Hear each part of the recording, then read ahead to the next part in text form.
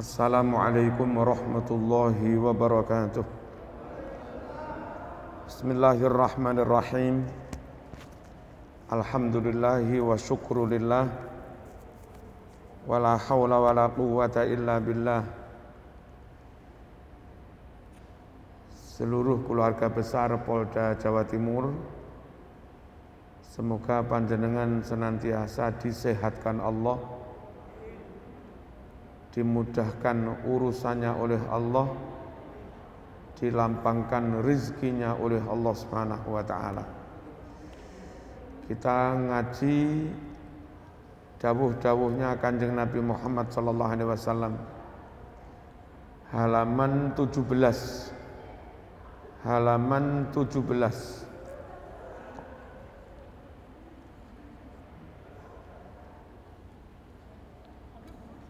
Sebelumnya marilah kita membaca suratul Fatihah. Semoga ilmu ini menjadi manfaat. Al-Fatihah. Bismillahirrahmanirrahim. Alhamdulillahirabbil alamin. Arrahmanirrahim. Maliki yaumiddin. Iyyaka na'budu wa iyyaka nasta'in. Ihdinas siratal mustaqim. Siratal ladzina an'amta 'alaihim ghairil maghdubi 'alaihim waladdallin. Amin. Hadis tentang niat niki. An Amiril Mukminin. Hadis ini diriwayatkan dari Amiril Mukminin. Nama julukannya Abi Hafs. Nama aslinya Umar ibn al-Khattab radhiyallahu anhu.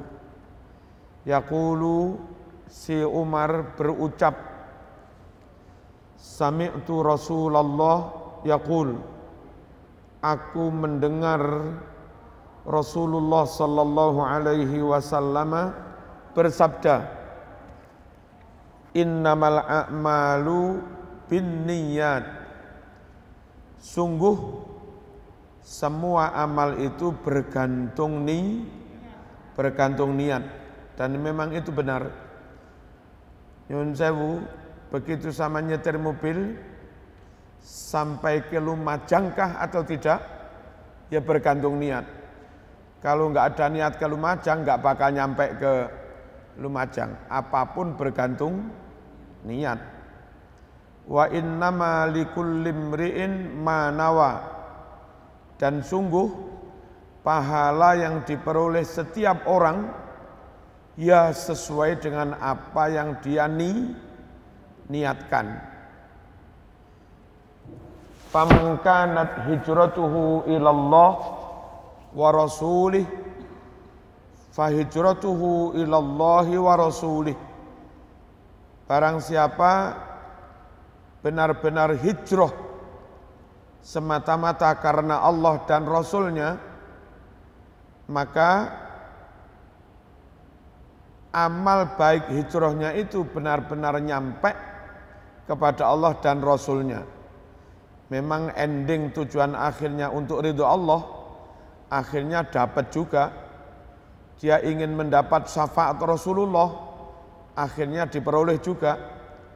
Tapi wa man kanat hijratuhu ila dunya yusibuha, barang siapa hijrahnya untuk duniawi yang akan dia raih, awim ra'atin yang kihuha, atau perempuan yang bakal dia nikah, fahijratuhu ila ma hajara ilaih, maka sejatinya hijrahnya ya menuju apa yang dia niatkan tadi. Ini saya beri penjelasan sedikit. Amal apapun harus didasarkan keimanan. Iman kepada Allah dan hari akhir. Man kana yu'minu billahi wal yaumil akhir. Kalau tidak didasarkan pada keimanan, nyun sewu, itu biasanya amalnya orang munafik.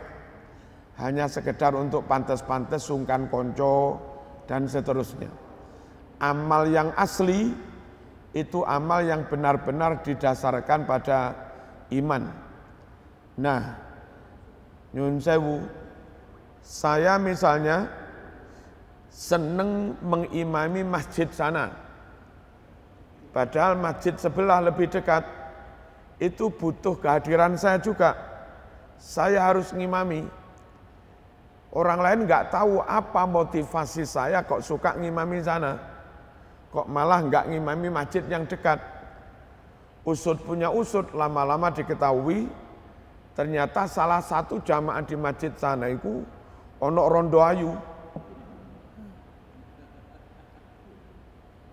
Kalau zahirnya sama aja, ngimami di sini sunnah Rasul, ngimami di sana sunnah Rasul, secara zahir orang nggak tahu. Tapi akhirnya hatilah yang menentukan ini modus apa benar-benar sunnah Rasul. Bergantung niat. Habis sholat, wirid. Wirid biasanya imamnya ngadep ke utara, begini. Sambil tiru Nabi itu memeriksa jamaah.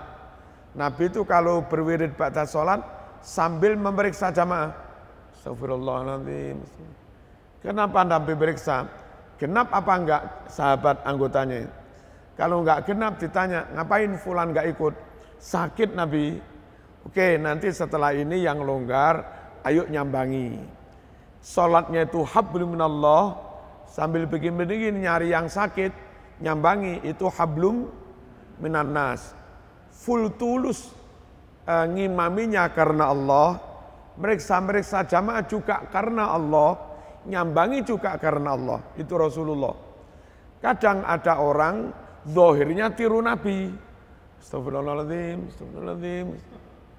Begitu mata ini menatap pada jamaah yang cantik, gak kedep-kedep. Astagfirullahaladzim. Tentu zahirnya kayak sunnah Rasul. Tapi gara-gara niatnya itu enggak jadi sunnah Rasul, modus. Nah, amal itu benar-benar jadi ibadah, apa hanya sandiwara, bergantung niat. Allahumma shalli ala sayyidina Muhammad. Dan hati-hati, banyak kamuflase, hati-hati banyak kepalsuan.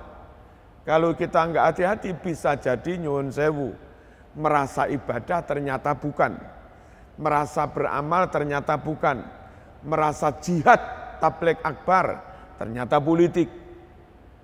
Karena bergantung niat itu. Apa Allah tahu? Ya sangat tahu. Hati itu bergerak kemanapun Allah tahu. Innamal a'malu binniyat. Para anggota yang kami hormati, orang nyuwun sewu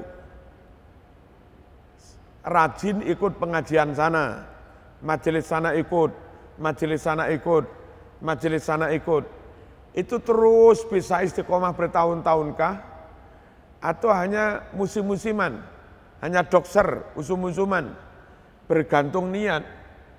Kalau dari awal niatnya enggak benar, saya pengen nyalon DPR, mengawali sosialisasi, mengawali publikasi, daripada pakai banner-banner larang, mending majelis kono ditekani, majelis kono ditekani, majelis kono ditekani. Biasai arang-arang Jumatan karena mau nyalek, malih sregep Jumatan, manggil ngarep dewe, nyumbang 100.000 kon ngumum nih. Orang yang kayak begini ini karena niatnya benar-benar enggak karena Allah, modus, pasti tidak awet amalnya. Pasti tidak istiqomah. Nanti bubar acara pilkada, bubar acara politik, pilek, ngajinya juga bubar. Apa mas? Gak ngaji. Alah, males. Wis tak rewangi ngaji kono-kono pancen gak dipilih. Pegah. Kalau dia enggak jadi ngajinya bubar, jadi DPR pun ngajinya juga bubar. Apa mas? Wis gak ngaji, wis kasil. Berhasil yo enggak ngaji, enggak berhasil yo enggak ngaji. Memang dari awal niatnya bukan karena Allah. Dari awal niatnya untuk politik itu. Wow. Nah, monggo terus kita semua Kira-kira ustadz, kiai, ulama yang patut dijadikan panutan itu yang kayak apa?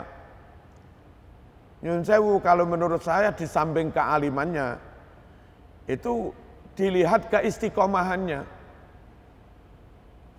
Ustadz-ustadz desa yang kadang namanya hanya Cak Soleh, Cak Pardi, Cak Mat, Cak Mail, yang bertahun-tahun ngajar di musola, anak sorokan Quran, loro telu diladeni, njaluk uruk tajwid diladeni, njaluk uruk fikih diladeni, tanpa peduli enggak dipuji orang, enggak dibayar orang. Dari tahun 80 yang ngajar, 90 ngajar, sampai tahun 2000 sekian tetap ngajar. Orang kayak begini loh, layak dijadikan panutan sebetulnya. Kenapa? Dia mesti ikhlas. Kalau enggak ikhlas, enggak mungkin kuat ngajar 40 tahun istiqomah itu. Oh enggak dibayar, enggak apa. Nah, kadang kita itu malah mengelu-elukan, malah mengidolakan Ustadz TV yang sudah ngajar istiqomah kah? Kita enggak tahu. Mondok bertahun-tahun kah? Kita enggak tahu juga. Setiap malam tahajud kah? Kita enggak tahu juga. Matre kah dia? Kita enggak tahu juga.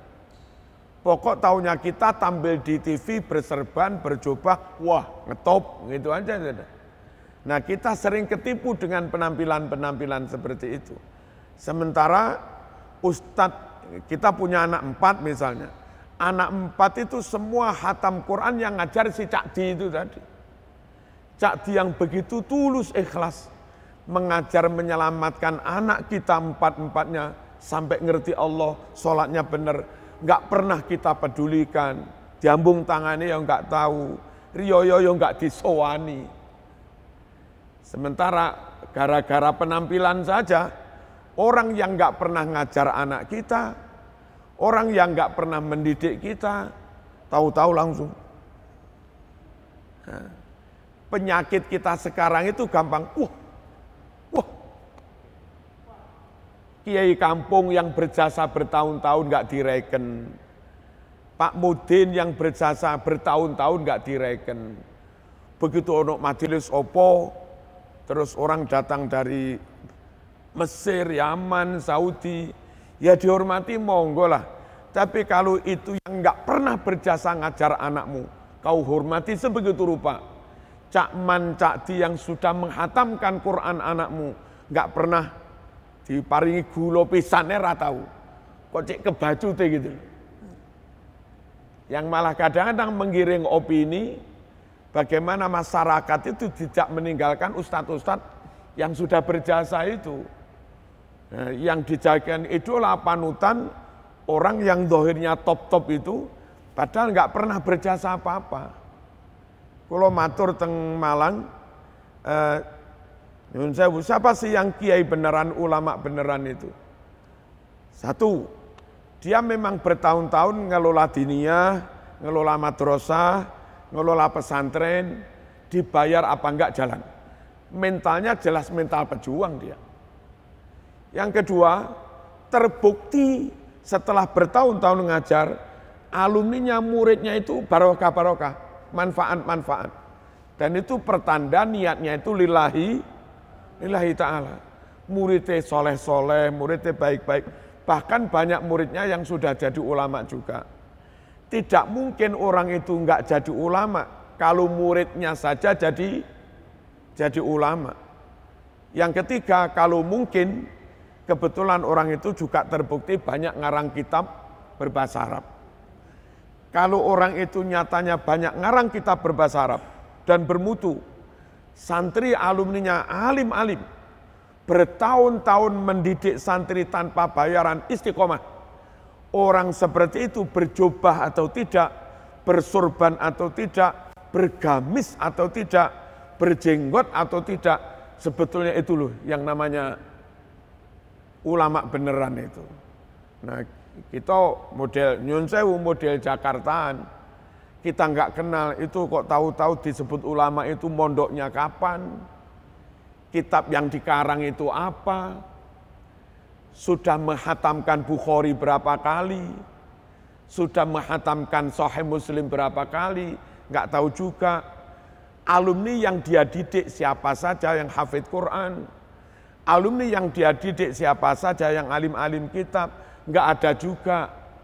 Hanya gara-gara ada momentum politik tertentu, diseragami jobai podo, serbane podo, anyar kabeh. Itu orang awam sudah nganggap mereka ulama. Sementara yang kampung-kampung yang bertahun-tahun ngajar, hasilnya nyata nggak dianggap ulama. Dan ketika nyun sewu, 1-2 di antara mereka melakukan pelanggaran hukum, lalu diproses oleh aparat hukum, buru-buru dibuat opini, ini kriminalisasi ulama. Nah, kayak ruwet kadang. Anggota pun mau menindak kadang-kadang repot. Iki kriminalisasi. Diwalik kan. Itu bukan kriminalisasi ulama. Mengulamakan kriminal. Bukan mengkriminalkan ulama. Itu mengulamakan kriminal. Don. Sekali lagi, bergantung niat. Di sebelum Madiun ini kota apa? Oh enggak, antara Nganjuk Madiun ini loh. Syarat Caruban. Di Caruban itu ada namanya Ye Masyhudi. Kalau siang dia nyitak boto. Orang pada enggak tahu kalau dia ulama besar. Kalau siang nyitak boto, kadang ngarit-ngarit, ngopeni sapi. Enggak taunya kalau malam sekitar jam 12 malam, itu ada orang-orang top, 1, 2, 3 orang enggak banyak berdatangan ke situ. Itu ngaji Sahih Bukhari, ngaji tafsir, dan segala macam. Sampai menjelang subuh. Muridnya antara lain Gusmi Ploso itu muridnya. Gus Dur. Tapi orang pada enggak tahu kalau dia itu ulama. Nah, orang awam gampang keliru. Sing coba ya anyar itu sing diambungi tangane. Sing kayak begini enggak pernah diambungi tangannya, mau pancen ketorone tukang ngarit. Hati-hati dengan kamuflase. Hati-hati. Yang benar-benar amal menurut Allah itu yang niat karena Allah. Lillahi ta'ala. Penutup tentang ini, Nabi itu bersabda begini, ad-din an-nasihah. Sejatinya agama itu sebuah ketulusan niat. Praktek amal zahir yang enggak dibarengi ketulusan niat, itu bukan agama, itu sandiwara, itu modus. Udahlah. Arek, adab, toto kromo. Namanya santri, ada ulama, ada habaib, diambungi tangan ini. Adab. Agamakah itu atau modus? Agamakah itu atau sandiwara? Lihat saja. Ternyata habaib ini dicium biasa. Kiai ini dicium biasa. Yang satunya, sebegitu rupa niyaumi bolak-balik. Hormatnya itu lu pol-polan berlebihan. Usut punya usut, ternyata kiai ini perawannya ayu. Sing kiai ini tadi wis enggak duwe perawan ayu. Nah, sebetulnya itu ada udang di balik batu. Kalau zahirnya sama saja, bagus anak itu adabe CAPE, toto kromone CAPE, ternyata ada udang di balik batu. Nah, mana yang agama? Amal yang dibarengi ketulusan. Itu tadi, kalau di sini innamal a'malu binniyat. Kalau hadis satunya ad-din an-nasihah. Sejati yang agama itu ketulusan. Saya akan matur di dimensi lain, tapi jangan salah paham, khawatir jadi fitnah.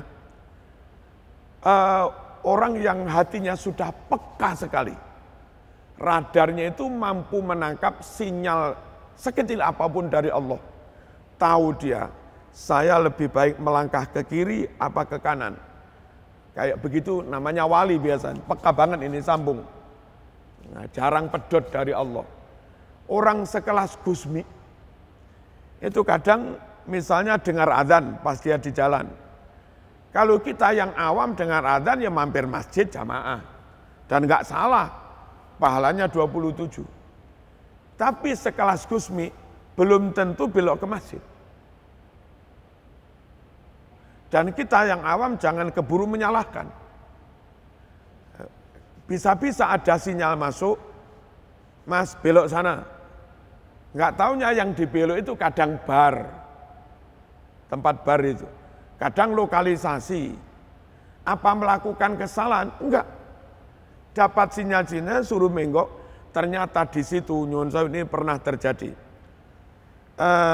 Dulu anak santri mondok di Malang di Kiai Mas Duki Mahfud. Dia sudah hafal sekitar 15 juz. Lalu mau pulang ke Kediri naik bis Hasti kalau nggak salah. Itu di bios. Terus dijual ke tempat lokalisasi. Nah, hadirnya Gusmi di situ ternyata dalam momentum pas ketemu anak begini terus bisa membebaskan anak itu. Tentu kalau hitung-hitung ganjaran, lebih banyak ganjarannya membebaskan orang tertindas ini daripada sholat jamaah yang dapat 27 sekalipun. Ini sunnah, ini wajib. Ini membebaskan orang dari lumurnya dosa kemaksiatan, zina, bahkan diperkosa orang lain. Ini nyuwun sewu ya pahala biasa. Hanya orang awam kalau nyawang, kiai opo wayah azan kok malah, napa? Wayah azan kok malah menggok-nenggok. Nah, sebuah ketulusan yang itu di sini. Enggak takut dicerca orang, enggak takut dipaido orang, dia ambil keputusan sirah, dek, ini lebih wajib. Dengan resiko difitnah orang. Dan bagi dia, difitnah orang enggak menyebabkan saya masuk neraka, dipuji orang enggak menyebabkan saya masuk surga. Yang jelas ini wajib. Jamaah, andai nanti telat 10 menit, masih bisa saya jamaah dengan 1-2 orang. Nah, kayak sebetulnya agama itu di sini loh. Ketulusan apa? Ketulusan niat. Di Quran, wala yakhafuna laumata laim. Mereka-mereka yang full karena Allah niatnya, enggak takut dicela, enggak takut dipaido, enggak takut enggak takut dibully. Udah ini kebenaran, jalan. Allahumma shalli ala sayyidina Muhammad. Nabi Khidir itu melakukan sesuatu, ini benar, yakin, jalan.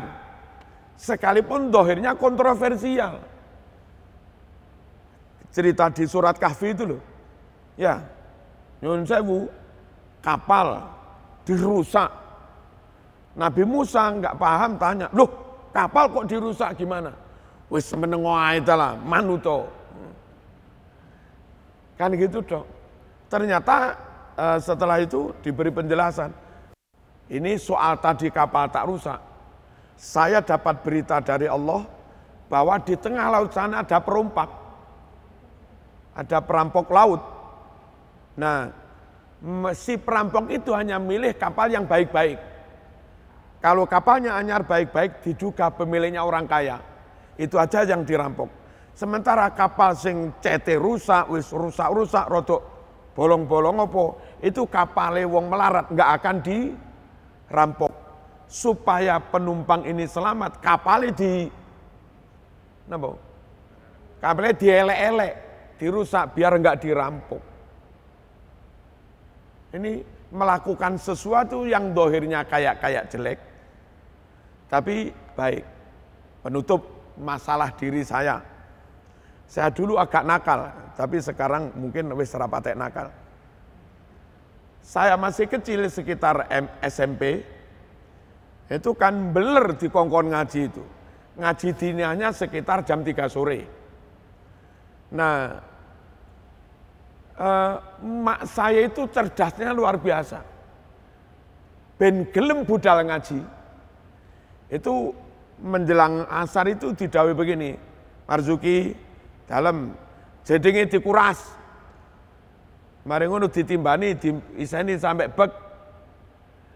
Nah, terus saya akhirnya berpikir, senajan asli ini males ngaji, timbang kon ngebigi jeding, mending ndang ganti sarung jupuk kopiah budal ngaji. Budal ngaji itu zahirnya baik, tapi sejatinya ketika itu niat saya menghindari ben ora dikongkon nguras jeding lah, kayak begitu loh. Modus itu kayak begitu loh. Tapi wong sik cilik ora apa-apa. Nah, mana sejatinya agama? Sesuatu yang dilakukan full semata-mata karena Allah Subhanahu wa taala. Dan itu yang akan awet.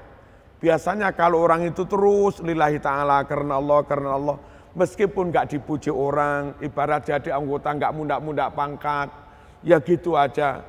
Nanti kelihatannya itu nyun sewu setelah panjenengan seto. Wong ini orang biasa, sing nyelawat cek akeh. Orang biasa yang nyolati kok cek akeh.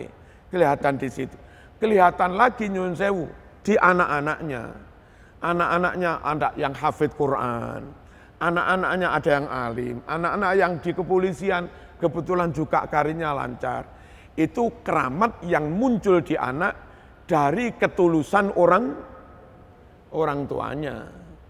Nah yang kita jaim-jaim, pandai kamuflase, pandai nutupi borok-borok ini, meskipun manusia nggak ada yang tahu, nanti konangannya setelah kita mati. Kata orang Malang, kana yakunu konangan. Apa itu? Karena yakunu konangan. Innamal a'malu binniyat. Di pondok saya ada anggota polisi Mas Dodi, itu Patwal Polres Kota Malang. Dia orang Bangkalan sini aslinya. Menurut saya dia tulus banget. Istrinya juga tulus banget. Sering ke pondok, sering jamaah dan seterusnya. Alhamdulillah, ini sekarang mulai kelihatan di anaknya. Anaknya itu masih kecil, sudah hafal sekian banyak surat-surat Quran itu. Ada juga anaknya anggota polisi di Ngantang. Kelihatan sekali kalau orang tuanya itu tulus banget. Anaknya di pondok saya insya Allah sudah 30 juz sekarang. Hafal Quran. Nah kayak begitu itu loh. Jadi bagaimanapun ketulusan itu meskipun nggak membuahkan pujian dari orang lain, Allah mboten sare kok. Allah juga nggak lali, la ta'khudhuhu sinatun wala naum. Tetap saja berkah itu akhirnya dimunculkan. Jangan khawatir. Mung kadang-kadang wong liya oleh sampean gak oleh iku rada ngenes ngono. Sana diapresiasi atasan sampean boten malih rada ngenes, ojo ngenes. Gusti Allah luwih mulya.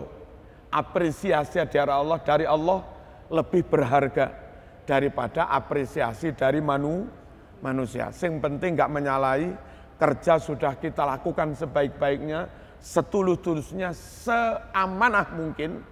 Perkara dapat apresiasi alhamdulillah, enggak ya masya Allah wis. Saya di Malang, sampai sekarang golongan saya masih tiga apa, kurang tahu. Saya belum profesor, belum golongan 4, dan bagi saya enggak masalah. Saya tetap berkaya, tetap ngarang buku, saya tetap menulis buku, perkara buku sekian banyak itu berbuah kenaikan pangkat apa enggak, urusannya. Tetap bekerja. Dan akhirnya kalaupun di kampus kan kadang ada persaingan-persaingan begitu. Ya, kalaupun di kampus belum membuahkan hasil secara konkret, toh akhirnya nyuwun sewu, orang luar banyak yang mengakui keilmuan kita juga. Enggak masalah. Ini sekedar awal ngaji ini mboten kata-kata. Kalau badhe sowan teng Banyuwangi, pokok monggo niatkan semuanya semata-mata karena Allah Subhanahu wa taala. Kita zikir sebentar. Bismillahirrahmanirrahim. Astaghfirullahalazim. Astaghfirullahalazim. Astaghfirullahalazim. Allahumma salli ala sayyidina Muhammad wa ala ali sayyidina Muhammad. Allahumma salli ala sayyidina Muhammad wa ala ali sayyidina Muhammad. Allahumma salli ala sayyidina Muhammad wa ala ali sayyidina Muhammad.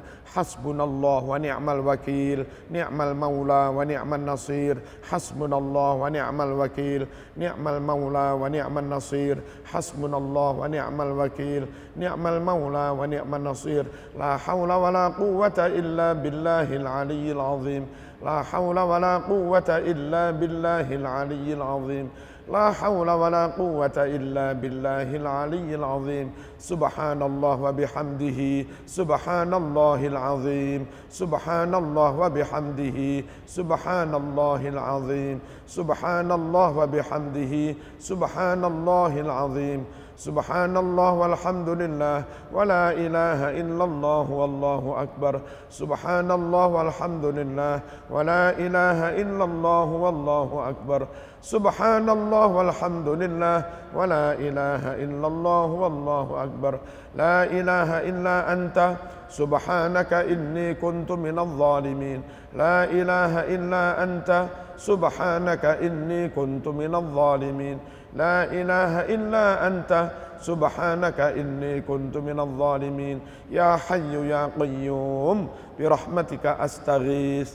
Ya hayyu ya qayyum birahmatika astaghis. Ya hayyu ya qayyum birahmatika astaghis. Bismillahilladzi la yadurru ma'asmihi syai'un fil ardi wala fis sama' wa huwas sami'ul alim. Bismillahilladzi la yadurru ma'asmihi syai'un fil ardi wala fis sama' wa huwas sami'ul alim.